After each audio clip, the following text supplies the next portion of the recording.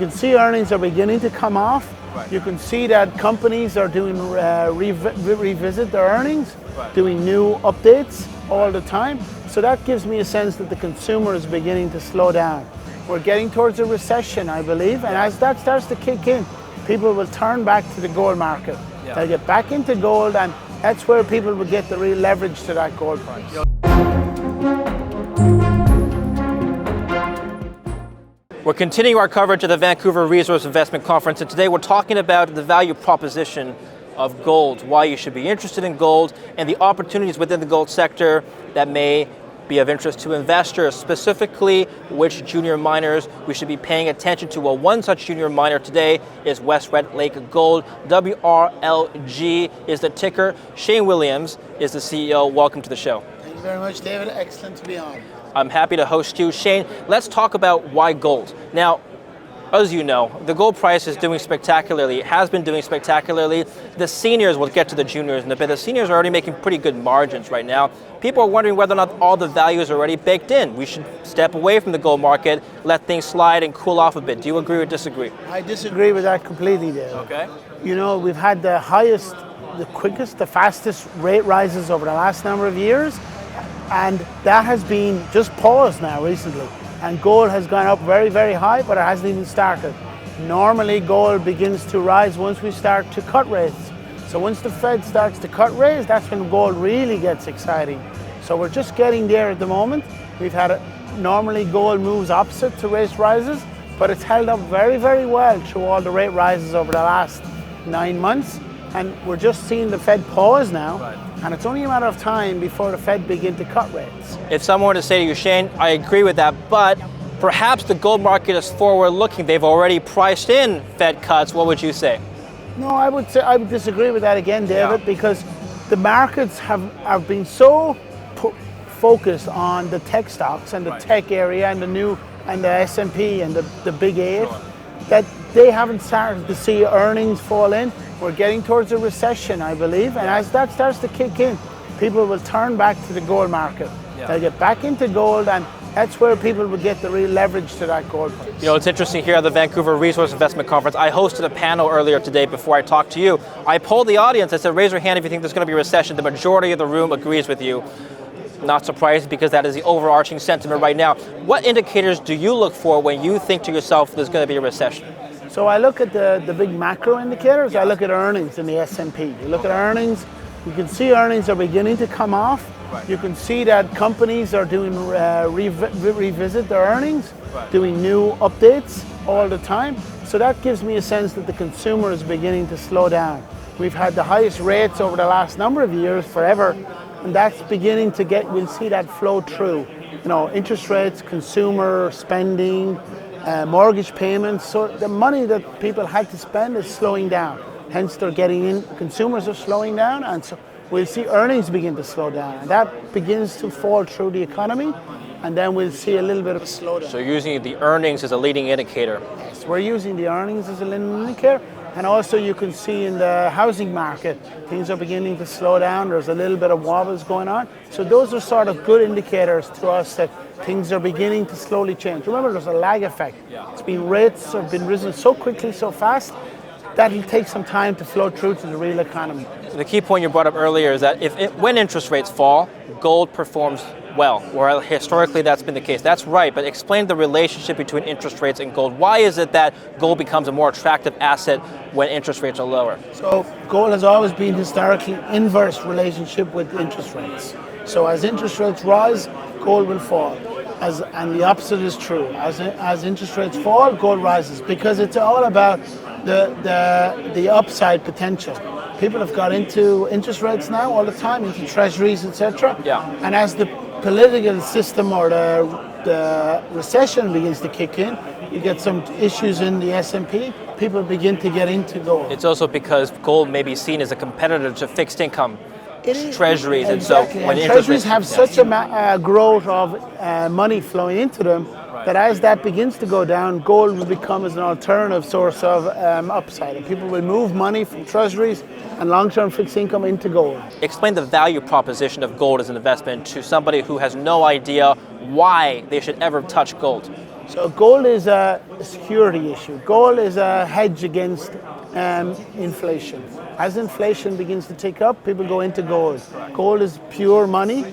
Gold has always been historically a currency. And as people, at the moment, we're getting inflation rising and the value of your money is going down. Gold, you cannot inflate away the value of gold. Well, I just have to point out, Shane, the inflation rate has been coming down, though. Now, do you think that the inflation rate will stay low? Because you're right, gold has historically been positive correlated with the inflation rate. The inflation rate has come down. So if one looking at the data, one might say, well, inflation rate is low. There's no need to hedge against inflation, right? No, I believe that inflation has come down, Yeah. but inflation over the historical, if you go back to the 70s, inflation is a bumpy road. It goes down, it might come back up, it goes down. I think we're going to be stuck long term with a higher rate of inflation than the Fed's target rate. The Fed's target rate is 2%. I would say around 4%. Inflation will stay in the market. How does inflation affect the junior mining sector? And particularly, which line item is most affected by higher CPI? So from a production mining perspective, diesel, fuel costs into the input costs affects inflation, so it drives costs higher associated with mining. We spoke a few months ago, you gave my audience a target, rough estimate of $3,000 gold. First of all, do you still maintain that view several months later? So I'm looking, our target is around $2,500 gold. Sorry. Okay. Long term. Now we don't know how long it'll take to get there, but I am sure it will get there. Can you just walk us through the logic of that number? So as I said, inflation is going to stay high a little bit. Up to now, the tech has been the growth of the market. Everybody's got into tech, into the industry. As we get that recession, I believe that we'll have a stock market crash. And as that stock market crash comes down, people will get into the gold market. And that's where people want to get into gold, safety. We have a lot of political uncertainty going on in the world, a lot of political conflict. That brings uncertainty. When there's uncertainty, people go into gold. Gold becomes a security issue and a long-term play on inflation. And that will drive people into gold, other people will get into gold, and that will drive the price higher. Okay, interesting. If you look at the last gold bull run in 2011, what happened there? There's a 10-year bull run from, I think, a couple $100 all the way to $2,000. What was the major macro force behind that big bull run? The major macro force back then was the recessions, the big recessions in the late 90s, driving the gold price higher. People got into gold, they wanted a hedge against that, and it started to drive the price a lot higher. Okay, interesting. And now let's talk about West Red Lake Gold. Give us the history of the mine first, because from what I understand, it's a deposit that's been around for a very long time.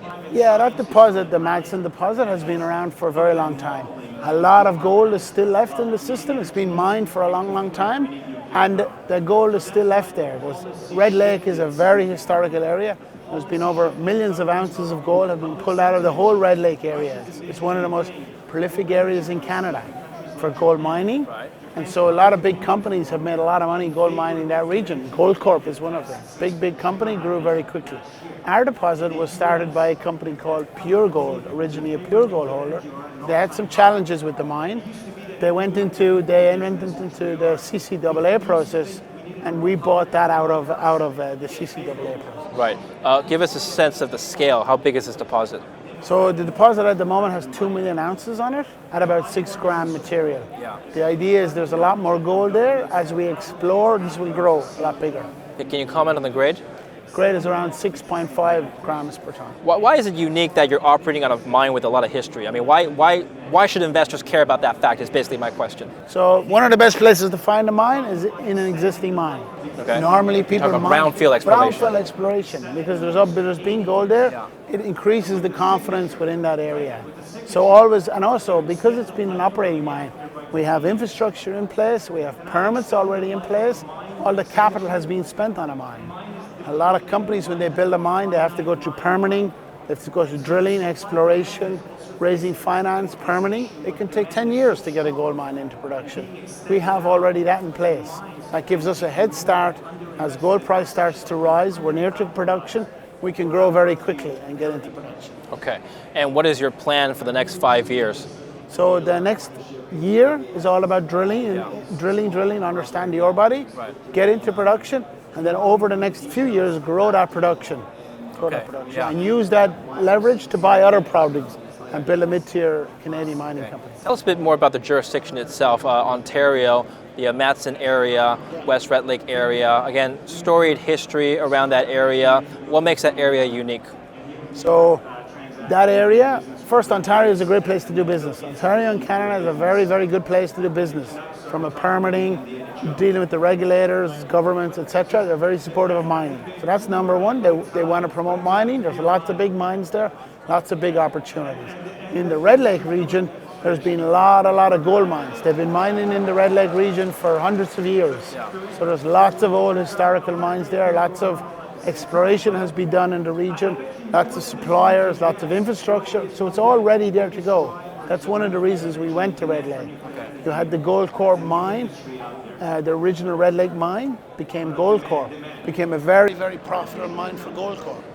I think some viewers may be wondering, if the mine is that old, why are there still deposits in the ground? So those deposits are still there because in the old times, you remember, gold was in a different market. Gold was at $400 an ounce way back then. And a lot of the gold they mined was very, very high grade. In those days, very high grade. Today, that's low grade. That was seen as low grade then, but today that's high grade. So they left a lot of gold in the ground. That's where we're exploiting. Okay. Now, what does $2,500 do to the gold market in terms of adding value? Gold mining market, yes. So most of the producers today, as an example, are at around $1,200 AISC, between $1,000 and $1,200. So today, as you said, they're making a lot of margin, even at $2,000 gold. You can imagine the margin at another $500 gold. The costs are pretty much the same. Inflation will be a little bit higher, that's all, but the price, their input costs stay similar, but their revenue goes way higher. For West Red Lake, does $2,000 to $2,500, does that change your incentive to drill more or less? We have a plan in place to de-risk this operation, to put it into production. With a $2,500 gold, we move that quicker along to get into production quicker. It will move us quicker towards production. Okay, and how are you planning to get this to production? Not a lot of juniors plan to do production because they simply don't have the expertise to do so, or the capital, or the resources, nor the desire. Some people just want to sell it off. How are you planning to get into production? So we have a couple of different things that we have are different than the rest of the market. Sure. One, we have backers. We have strong backers. Frank Juster has done this a number of times with big companies, built big companies. We've also put in place, we have a good board in place. Tony McCooch, Duncan Middlemas, they've built big companies in Canada. Right. And we have a team. I'm a mining guy in the background. I've built a lot of mines, operated a lot of mines.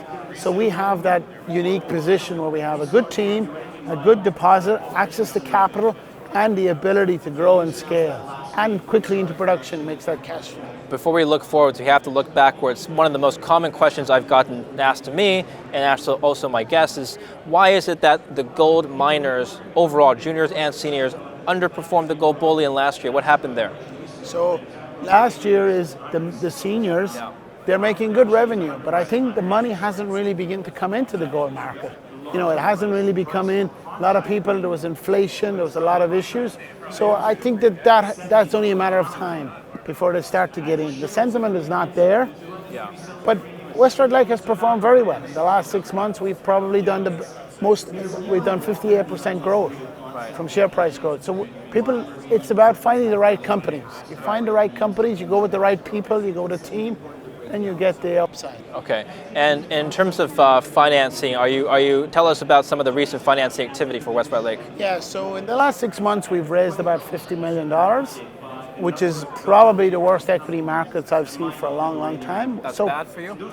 No, it's bad for everybody else. Right. But because we have the likes of Frank Juster and the good team, we get good access to capital. I see. A lot of people want to be part of the story. We bought a great asset, we have a good team, they want to be part of the story. Yeah. So we've had no problem raising money, and as we go forward, we expect to build upon that. Okay. We're only a new company, we've only bought the asset since June. We're only getting out into the conferences. People don't really know the value of the company. So you've raised $50 million. What are your budgeting priorities for this cash? So at the moment, up to now, we've been drilling Rowan property, which is our other property. We've really only got into Madsen at the moment, and for the next 6 months we'll be drilling the Madsen property, and that's where we'll get all the high grade gold. What's the estimated mine life of this deposit? 12 years. 12 years. 12 years. Okay. All right. So has your team done an NPV analysis on the actual projected value of your stock? No, we haven't done that yet exactly. No, We okay. haven't done into that. But remember the value of pure gold before they had the issue was $1 billion market cap. Right. Today our market cap is sitting at $150 million. Right, okay. So a lot of upside to go as we move towards production. Does lower interest rates this year change your CapEx profile? No. We're focused on getting it back into production. So the focus will be to de-risk the project and move it into production. Tell us about your capital structure. So at the moment, Frank Juster is our biggest individual shareholder. He owns 10% of the company. He will continue going forward. Sprott Resource Lending, they own 24% of the company. We've got in Van Eck Gold Fund own another 7%, and a lot of big institutions own another 15%. So we're very, very held, nice structure, long-term shareholders, small bit of retail float, 30%. So What's your debt to equity ratio? we don't have any debt on the company. No. Okay. Why is that? Because when we did the deal, there was Yeah. Pure Gold had debt on their company. Right. We converted all the debt to equity. So Right. there's no debt on the company. I think I asked you this last time, but maybe we can revisit this question again. But you wouldn't be interested in a takeover? No, we're not interested in takeover. Our opportunity is to grow a big mining company. We haven't done enough. We're only new at the asset. We'd like to de-risk the asset, get it back into production, and then use that to grow. That is our opportunity. Why not look for another asset then if you're trying to produce? I mean, have multiple streams. We will. Long term, we're going to grow into a mid-tier mining company. But we've got to, in the near term, we've got to get this right. Focus on this one and then look at bigger. All right, Shane, where can we learn more about your company? We can learn on our website, westredlakegold.com. We have all the information there. We have some nice videos about the existing operation, the team. That's the place to go, really. I know we have more information, but we'll revisit your future operations and your updates next time. Thank you very much for coming on the show. Thank you very much, David. Thank you. So stay tuned for our next interview. Thank you very much for watching and follow West Red Lake. Thank you.